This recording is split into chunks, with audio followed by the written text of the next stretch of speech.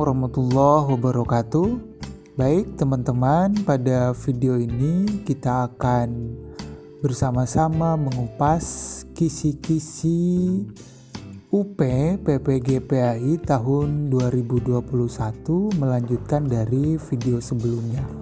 Pada video ini kita akan mengkaji mengenai kisi-kisi dari mulai nomor 5. Capaian pembelajaran mata kuliahnya adalah menganalisis ketentuan hukum, tujuan, dan persyaratan yang terkait dengan masalah pernikahan, monogami, poligami, dan nikah mut'ah.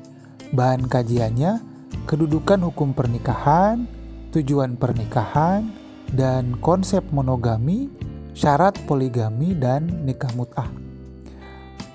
Subbahan kajiannya yang nomor 5, yaitu mengenai nikah dalam ajaran Islam. Adapun indikator esensial soalnya, disajikan deskripsi konseptual tentang nikah dalam Islam menurut pandangan para ulama fikih. Mahasiswa dapat menyimpulkan nikah dalam Islam. Taksonominya ada pada level C5, berarti ini mengevaluasi. Tingkat kesukaran soalnya ada pada tingkat mudah. Kalau dibandingkan dengan kisi-kisi pada tahun 2019, tujuannya lebih spesifik. Mahasiswa dapat menyimpulkan kedudukan hukum nikah dalam Islam. Tetapi dalam kisi-kisi tahun 2021 lebih luas. Mahasiswa dapat menyimpulkan nikah dalam Islam. Jadi tidak hanya pada hukum saja. Materi ini bisa kita pelajari pada modul fikih kegiatan belajar 2 mengenai pernikahan, monogami, poligami, dan nikah mut'ah. Nah, kisi-kisi yang nomor 5 ini menuntut mahasiswa agar mampu menyimpulkan konsep nikah dalam Islam. Baik, kita review sedikit. Yang pertama yang harus dikuasai berarti mengenai pernikahan secara umum. Kedudukan nikah dalam Islam merupakan syariat yang terkandung di dalamnya nilai-nilai ibadah. Manusia menerima syariat tersebut paling tidak diperkuat oleh 3 argumen. Argumen yang pertama, manusia merupakan makhluk berakal, sehingga manusia mampu menerima dan menjalankan syariat dengan baik. Di antara syariat itu adalah pernikahan, yang mana menurut ulama Syafi'iyah, pernikahan dijelaskan sebagai suatu akad yang mengandung kebolehan hubungan kelamin dengan sebab lafaz nikah atau tajwid. Argumen yang kedua, manusia diciptakan oleh Allah berpasangan, yaitu laki-laki dan perempuan. Dari kehidupan berpasangan inilah manusia disyariatkan untuk menjalin hubungan yang mulia, mengembangkan keturunan, menegaskan hak dan kewajiban antara keduanya. Argumen yang ketiga, pernikahan dalam Islam disebut sebagai perilaku para nabi. Bahkan Nabi memasukkannya sebagai salah satu fitrah yang dimiliki oleh manusia. Selanjutnya, sebelum kita membahas lebih dalam mengenai pernikahan dalam Islam, kita bandingkan dulu dengan praktik pernikahan sebelum disyariatkannya dalam Islam atau biasa disebut zaman jahiliyah. Ada beberapa praktik pernikahan. Yang pertama, perkawinan pacaran, yaitu berupa pergaulan bebas pria dan wanita sebelum perkawinan yang resmi dilangsungkan, yang tujuannya untuk mengetahui kepribadian masing-masing pasangan. Praktik pernikahan yang kedua dalam masa jahiliyah yaitu nikah badal. Seorang suami minta kepada laki-laki lain untuk saling menukar istrinya. Praktik yang ketiga biasa disebut istifdo, yaitu seorang suami meminta kepada laki-laki kaya, bangsawan, atau orang pandai agar bersedia mengumpuli istrinya yang dalam keadaan suci sampai ia hamil. Praktik yang keempat biasa disebut nikah rohat atau urunan, yakni seorang wanita dikumpuli oleh beberapa pria sampai hamil. Kemudian saat anaknya lahir, wanita itu menunjuk salah satu pria yang telah mengumpulinya untuk mengakui bayi siapa yang dilahirkan. Nah, dari praktik-praktik tersebut, maka Islam hadir menghapus semuanya dengan bentuk pernikahan yang sejalan dengan naluriah dan kehormatan manusia. Nikah dalam syariat Islam disyariatkan sebagai sebuah akad yang menghalalkan pergaulan dan membatasi hak dan kewajiban serta tolong-menolong antara laki-laki dan perempuan yang bukan mahramnya dengan rukun dan syarat yang telah ditentukan. Al-Quran menyebut nikah sebagai mitsaq atau perjanjian antara suami dan istri sejak terjadinya akad. Hal ini dipahami karena keduanya berjanji untuk menjalankan hak dan kewajiban masing-masing dengan sebaik-baiknya. Kemudian selanjutnya yang harus kita kuasai adalah terkait rukun nikah. Para ulama fikih sepakat bahwa rukun nikah setidaknya ada lima. 1. Calon suami istri. 2. Wali dari calon istri. 3. 2 orang saksi. 4. Mahar atau mas kawin. Yang kelima ijab dan qabul.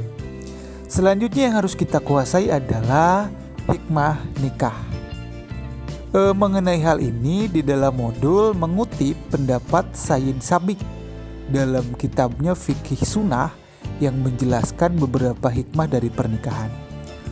Hikmah poin yang pertama, nafsu seks termasuk tuntutan terkuat dan selalu meliputi kehidupan manusia.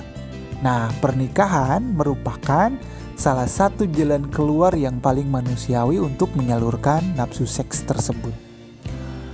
Hikmah yang kedua, pernikahan merupakan jalan terbaik untuk melahirkan anak, memperbanyak kelahiran dan melestarikan kehidupan manusia dengan menjaga keturunan.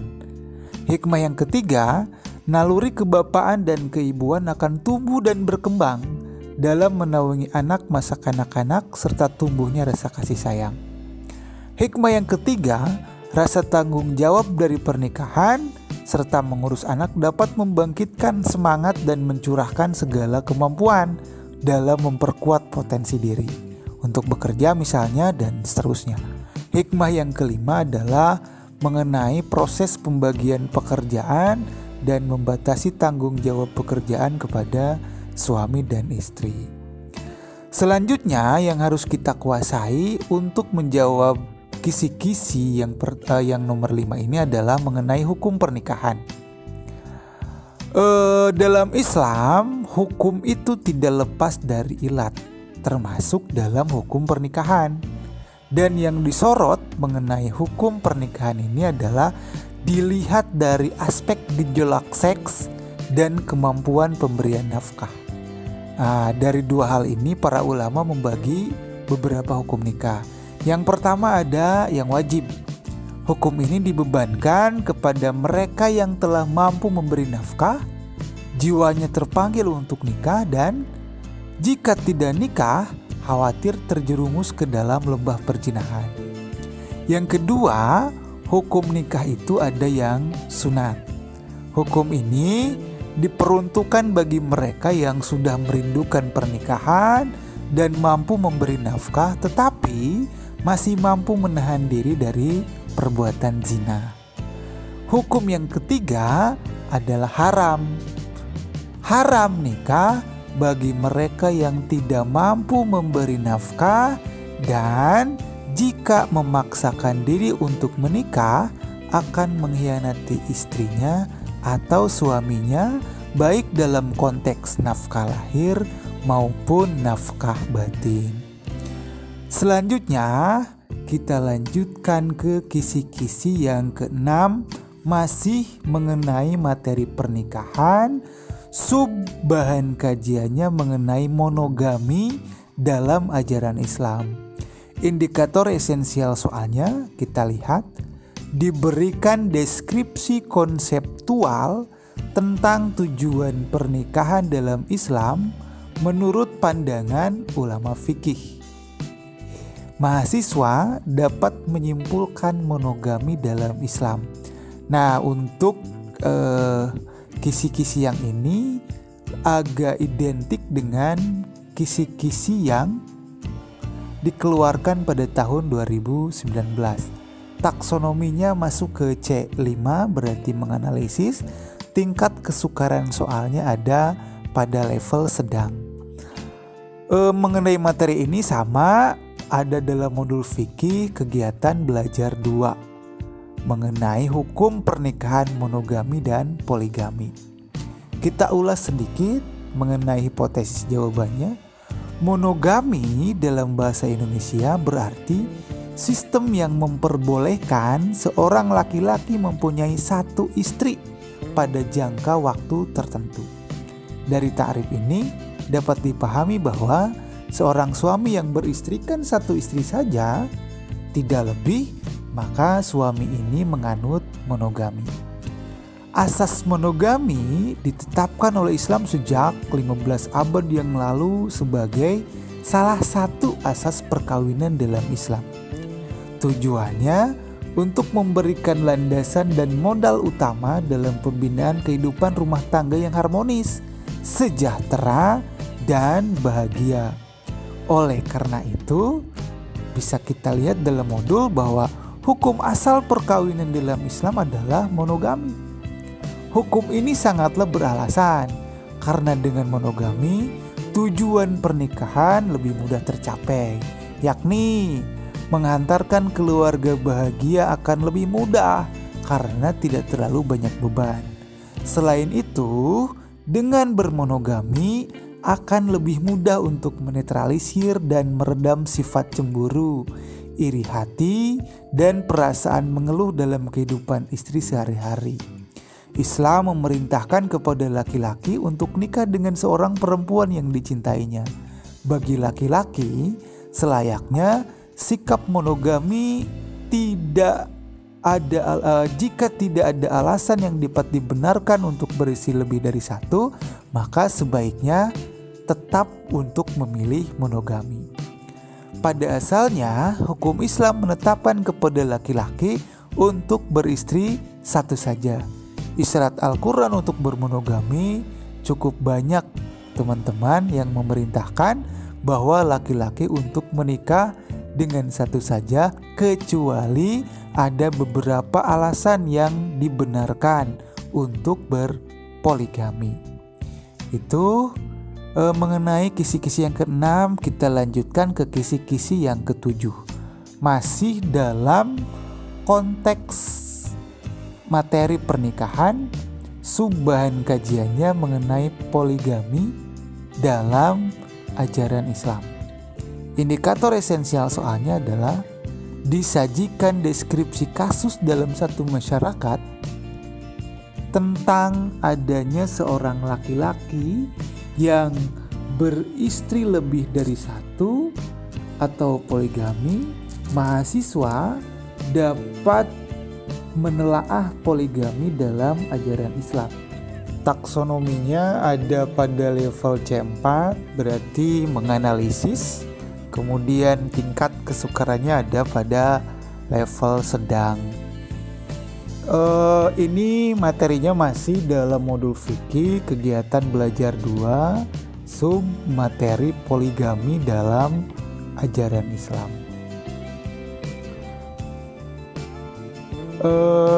Seperti dijelaskan tadi di kisi-kisi sebelumnya mengenai monogami. Nah, pada kisi-kisi yang ini kita dituntut untuk menguasai konsep-konsep poligami. Jadi tidak spesifik kepada hukum saja seperti pada kisi-kisi 2019. Pada kisi-kisi tahun ini lebih meluas. Hukum dalam Islam tidak terlepas dari ilat atau alasan ditetapkannya sebuah hukum. Asal perintah monogami dalam pernikahan dapat berubah menjadi perintah poligami jika benar-benar ditemukan ilat yang dapat dibenarkan. Menurut Yusuf Qaradawi, Islam itu adalah agama yang sejalan dengan fitrah manusia. mengakui fakta yang dapat membimbing dan menjauhkan manusia dari perbuatan dungu. Inilah kenyataan yang memaksa Islam membolehkan poligami. Kenapa? Karena sebelum Islam datang, agama-agama telah membolehkan praktek poligami bahkan sampai 100 istri tanpa terikat oleh syarat dan aturan tertentu. Nah, di masyarakat seperti sekarang, berpoligami kadang-kadang sebagai sesuatu yang dianggap mudah untuk dilakukan karena hanya semata mengikuti nafsu biologis dan tidak mengikuti aturan yang sebenarnya. Memang pada asalnya hukum poligami itu boleh jika seorang suami tidak dikhawatirkan berbuat dolim terhadap istri-istrinya. Jika dipastikan akan berbuat dolim, maka suami tersebut diperbolehkan hanya beristri satu saja. Islam diperuntukkan untuk semua jenis dan golongan manusia, serta memelihara kepentingan dan kemaslahatan yang bersifat pribadi dan umum. Nampaknya kebolehan poligami karena mewujudkan kemaslahatan bagi manusia agar tidak berlaku zina. Dengan kata lain, menurut Mahmud Shaltut, bahwa pada asalnya Islam memerintahkan laki-laki untuk beristri satu saja. Boleh beristri lebih dari satu jika dipandang darurat. Begitu kalau Mahmud Shaltut. Darurat ini, jadi yang dimaksud darurat ini dijelaskan oleh Yusuf Qaradawi ada beberapa kondisi. Kondisi yang pertama, jika ditemukan seorang suami yang menginginkan keturunan tetapi istrinya tidak dapat melahirkan karena mandul atau penyakit. Itu darurat yang pertama. Darurat yang kedua, di antara suami ada yang memiliki oversex, tetapi istrinya lemah dalam seks karena memiliki penyakit atau masa haidnya terlalu panjang. Boleh poligami. Darurat yang ketiga, jika jumlah wanita lebih banyak dibanding jumlah laki-laki karena beberapa sebab, misalnya karena peperangan. Itu kisi-kisi yang ketujuh. Kita lanjutkan ke kisi-kisi yang ke-8. Masih dalam konteks hukum pernikahan, dalam materi pernikahan. Subahan kajiannya lebih spesifik, nikah mut'ah dalam ajaran Islam. Indikator esensial soalnya bisa kita lihat diberikan narasi kasus di satu daerah terkait adanya nikah mut'ah yang dilakukan oleh laki-laki dengan perempuan setempat. Mahasiswa dapat menyimpulkan hukum nikah mut'ah dalam ajaran Islam. Ini bisa kita pelajari masih di dalam modul fikih kegiatan belajar 2 spesifik menjelaskan mengenai nikah mut'ah. Kalau di dalam modul ada pada halaman 11. Nikah mut'ah akhir-akhir ini banyak lagi terjadi. Di Indonesia terkenal dengan sebutan nikah kontrak. Bahkan ada sebagian kelompok kecil dari umat Islam yang membolehkannya. Sekarang kita ulas, karena dalam kisi-kisi tahun 2021 tidak hanya spesifik menjelaskan hukumnya saja, tetapi lebih luas mahasiswa menjelaskan konsep nikah mut'ah dalam Islam. Nikah mut'ah atau kata mut'ah berasal dari bahasa Arab, artinya bekal yang sedikit dan barang yang menyenangkan. Ini sejalan dengan pengertian yang terdapat dalam Quran Surat Al-Baqarah ayat 236.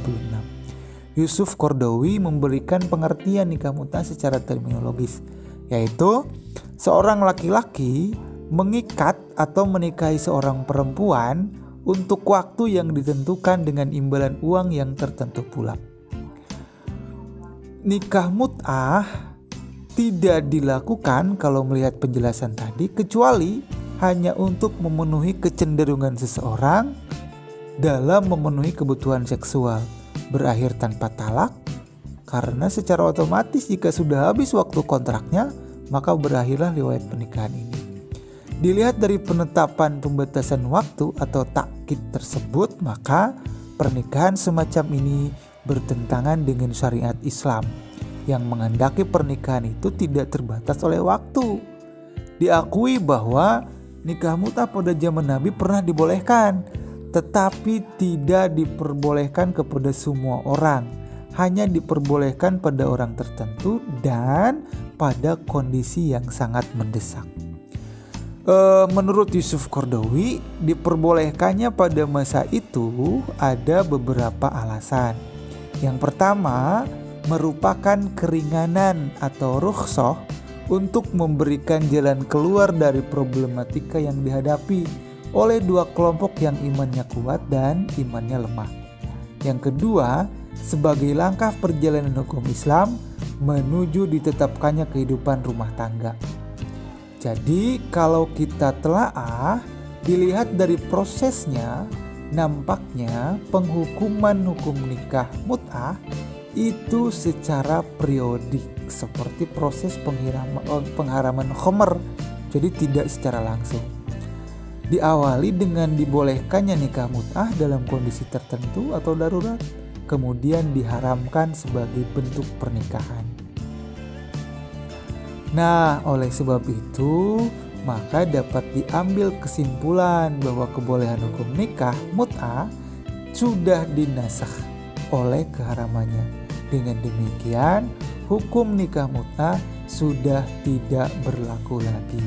Artinya, sudah haram dilakukan sampai hari kiamat. Bahkan di kalangan sahabat Nabi, ada yang secara tegas mengharamkan nikah mut'ah sejak dulu, yaitu Umar bin Khattab. Beliau melarang nikah mut'ah serta mengancam hukuman bagi pelakunya. Ini juga diperkuat dengan fatwa Majelis Ulama Indonesia yang secara tegas mengharamkan nikah mut'ah. Baiklah teman-teman, itulah penjelasan kisi-kisi pada video ini, terdiri dari 4 kisi-kisi yang semuanya termuat dalam modul fikih kegiatan belajar 2 mengenai pernikahan, konsep monogami, poligami, dan nikah mut'ah. Semoga bermanfaat. Terima kasih atas perhatian. Mohon maaf atas segala kekurangan. Wassalamualaikum warahmatullahi wabarakatuh.